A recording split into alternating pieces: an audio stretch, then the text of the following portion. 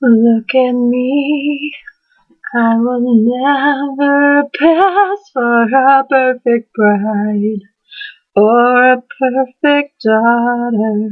Can it be I'm not meant to play this part?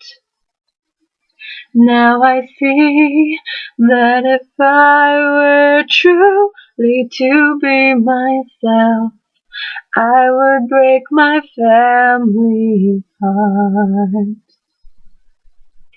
Who is that girl I see staring straight back at me? Why is my reflection someone I don't know? Somehow I cannot hide who I am, though I've tried. When will my reflection show who I am inside?